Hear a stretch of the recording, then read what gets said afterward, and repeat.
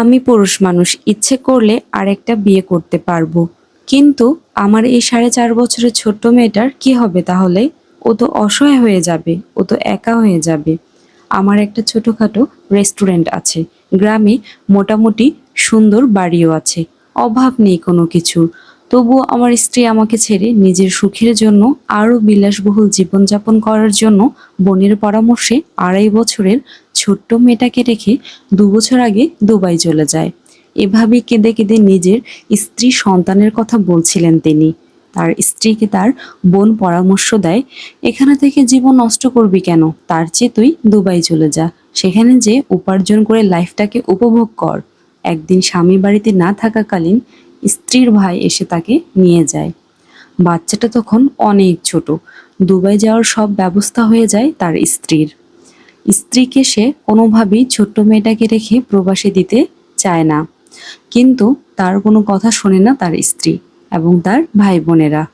তার বারংবার আকুতি মিনতিকে অগ্রাহ্য করে তার স্ত্রী চলে যায় দুবাই এবং সেখানে যে স্বামীর কাছে বারবার সে তালাক নোটিশ চায়, কিন্তু স্বামী তাকে ছাড়তে চায় না। এত অমার্জনীয় অন্যায় করার পরেও সে স্ত্রীকে বারবার বোঝায়, তুমি চলে আসো দেশে, অন্তত আমাদের মেয়ের কথা ভেবে তুমি চলে আসো, আবার আমরা একসাথে সংসার করব। আমি তোমাকে ছেড়ে দিলে তুমি হয়তো অন্য কাউকে বিয়ে করে সুখী হবে, আমিও হয়তো এক সময় বিয়ে করে সুখী হব, কিন্তু আমাদের যে নিষ্পাপ মেয়েটা, ও তো একা হয়ে যাবে। বাবা মা থাকতেও মেয়েটা এতিম হয়ে যাবে। আমরা হয়তো সুখী হব, কিন্তু আমাদের মেয়েটা তো আজীবন অবহেলায় মানুষ হবে, কারণ বাবা মার মতো কেউ তাকে ভালোবাসবে না। মেয়েটার জন্য হলেও তুমি দেশে চলে আসো।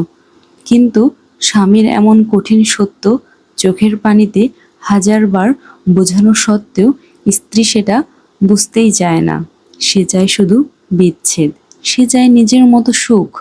স্বামী আর সন্তানের ভাবনা যেন তার বিরক্তিকর অসুখ। এই অসুখ থেকে সে মুক্তি চায়। কথায় আছে না যে সুখে থাকতে মানুষকে ভূতে কিনে, গল্প হলেও কিন্তু এটাই বাস্তব। তো বর্তমান সময়ে দেখবেন যারা বেশি সুখে থাকে তাদেরই কিন্তু সুখের অভাব, আর যারা দেখবেন যে দুঃখে কষ্টে বেশি থাকতেছে তারাই কিন্তু সুখে দিন কাটাচ্ছে, তারাই কিন্তু আল্লাহর কাছে শুকরিয়া আদায় করে।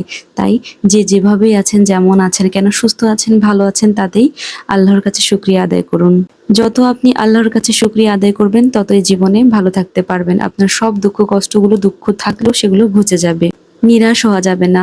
নিরাশ আপনি হলেন কি, তাহলে আপনি হেরে গেলেন। সবসময় আল্লাহর শুকরিয়া আদায় করতে হবে, তবেই আপনি জীবনে সুখী হতে পারবেন। সুখ যেমন আপনার জীবনে চিরস্থায়ী নয়, তেমনি কিন্তু দুঃখ কিন্তু আপনার জীবনের জন্য চিরস্থায়ী নয়।